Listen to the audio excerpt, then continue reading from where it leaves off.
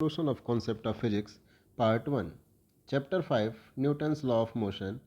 Question number 22 कह रहा है, In a simple Atwood machine, two unequal masses m1 and m2 are connected by a string going over a clamped light smooth pulley. In a typical arrangement, m1 equal to 300 gram and m2 equal to 600 gram. The system is released from rest. Find the distance traveled by the first block in the first 2 seconds. Find the tension in the string. Also find the force exerted by the clamp on the pulley. Okay, तो देखो ये M2 block है और ये M1 block है। ठीक है, अगर इसको रिलीज किया जाएगा और क्वेश्चन में गिवन है कि M2 equal to 600 gram, M1 is 300 gram. तो देखो M2 भारी है, M1 हल्का है, तो M2 नीचे जाएगा, M1 ऊपर जाएगा। ठीक है, तो कितने एक्सेलरेशन से जाएगा, तो सबसे पहले हम इसका फ्री बॉडी डायग्राम बनाते हैं। अब चूंकि स्ट्रिंग एक ही है तो पूरे स्ट्रिंग में जो टेंशन होगी वो सेम होगी। ठीक है, तो अगर मैं M1 का फ्री बॉडी डायग्राम बनाता हूँ तो क्या होगा, इसका वेट नीचे काम करेगा M1G। ठीक है, इस पर टेंशन जनरेट होगी ऊपर की तरफ T। ठीक है, M2 नीचे की तरफ जा रहा है तो M1 ऊपर की तरफ जाएगा। ठीक है, अब चूंकि M2 मान लेते हैं ए एक्सेलरेशन से नीचे जा रहा है तो वो अपने साथ साथ M1 को ए एक्सेलरेशन से ऊपर ले जाएगा। ठीक है, तो M1 का जो एक्सेलरेशन आएगा वो ऊपर के डायरेक्शन में आएगा ए। अगर मैं M2 का फ्री बॉडी डायग्राम बनाता हूँ तो इसका फ्री वेट नीचे काम करेगा M2G, इसमें टेंशन ऊपर की तरफ जनरेट होगी और एक्सेलरेशन नीचे की तरफ आएगा ए। ठीक है, दोनों का इक्वेशन ऑफ मोशन लिखते हैं। तो इसमें देखें नीचे वाला फोर्स कम होगा और ऊपर वाला फोर्स ज़्यादा होगा, तो इक्वेशन क्या बनेगी, T minus M1G equal to, मतलब net force equal to mass times acceleration, तो मास है इसका M1 और एक्सेलरेशन है ए।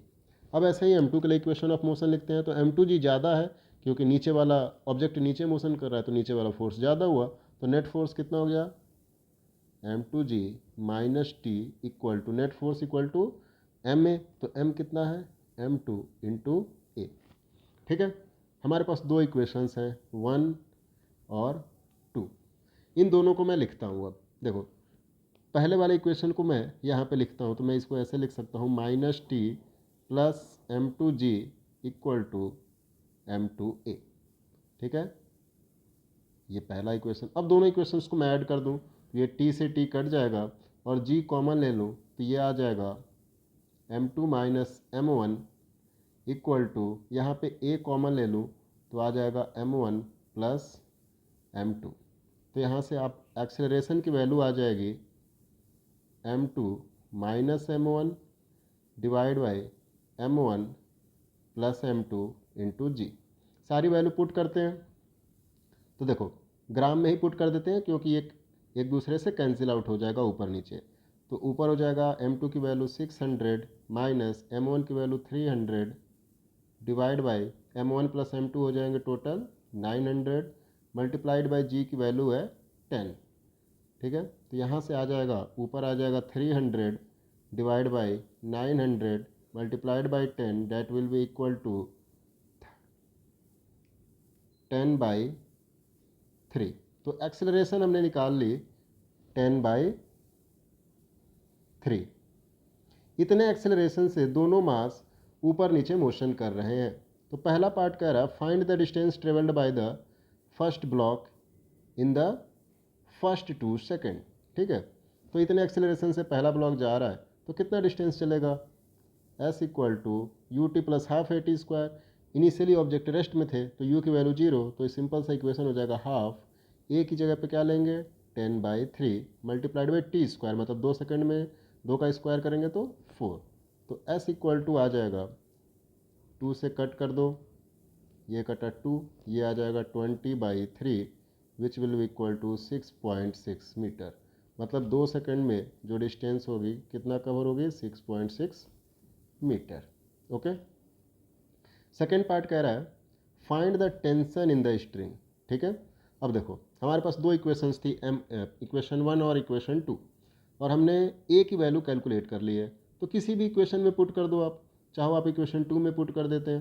तो इक्वेशन 2 क्या है भाई, t minus m one g equal to m one a, t minus m one g equal to m one ए।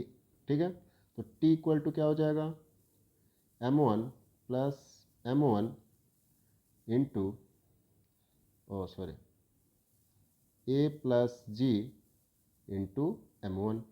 अब देखो ए की वैल्यू हमने कैलकुलेट की है 10/3 प्लस जी की वैल्यू हम ले लेते हैं 10 इंटू एम वन की वैल्यू दे रखी है 300 ग्राम, तो इसको किलोग्राम में करेंगे तो 10⁻³ तो टी की वैल्यू आ जाएगा, इसको करेंगे तो 40/3 multiplied by 300 multiplied by 10⁻³ which will come out T equal to 4 newton. मतलब पूरे स्ट्रिंग में टेंशन कितनी जनरेट हुई है, 4 न्यूटन। अब थर्ड पार्ट कह रहा है find out the force exerted by the clamp on the पुली। ठीक है, इसको एक डायग्राम से समझते हैं। ये हमारी पुली है और इस पे दो ब्लॉक लटके हुए हैं, M1 M2।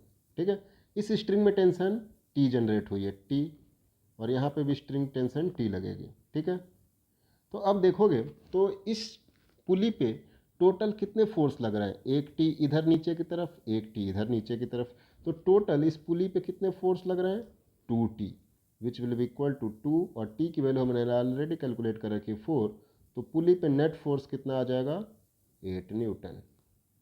ये फोर्स पुली पे लग रहा होगा। I hope you understand it well. Thank you.